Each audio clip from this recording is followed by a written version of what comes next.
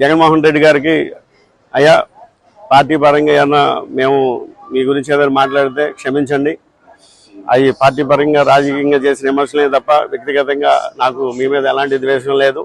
నిజంగా చెప్పాలంటే మీ ధైర్యానికి నేను మెచ్చుకుంటాను. ఎందుకంటే చెప్తున్నానంటే అటు విశాఖపట్నం నుంచి ఇటు తిరుపతి వరకు లేదంటే 25 ఎంపీ స్థానాల్లో 5 రిజర్వ్ స్థానాలు తీసేస్తే మిగిలిన 20 స్థానాల్లో 19 స్థానాలు ప్రకటించారు. 19 స్థానాల్లో బీసీలకి చాలా పెద్దపేట వేసి 11 స్థానాలు మీరు బీసీలకి ఇచ్చారంటే మీకు అసలు పెద్ద అభిమాని అయిపోయాను అసలు. అలాగే మన తెలుగుదేశం ప్రభుత్వం చూస్తే అటు వైజాగ్ నుంచి అటు నెల్లూరు వరకు తీసుకుంటే ఏదర్ న్యూస్ ఆధారికి ఓసీలకు ఇచ్చుకుంటా తూతూ మంత్రంగా ఏలూరు నాకు ఇస్తానన్నారు. ఇప్పుడు తీసుకెళ్ళి ఎక్కడో కడపలో ఉన్న యాదవ్ని తీసుకొచ్చి ఇక్కడ ఉభయ గోదావరి జిల్లాలో రుద్దడానికి ప్రయత్నాలు జరుగుతున్నాయి. అది ప్రజలు ఏ విధంగా ఆమోదిస్తారు ఏంటనేది అది తెలుగుదేశం పార్టీ అధిష్టానానికి వదిలేస్తున్నాను. నేనైతే ఎలాంటి విమర్శలు చేయదలుచుకోలేదు.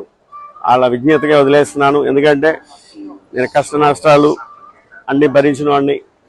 ఎవరు నాకు లేకుండానే నేను ఈ స్థాయికి వచ్చిన వాడిని. నేను అన్నీ సావధానంగా తీసుకుంటాను.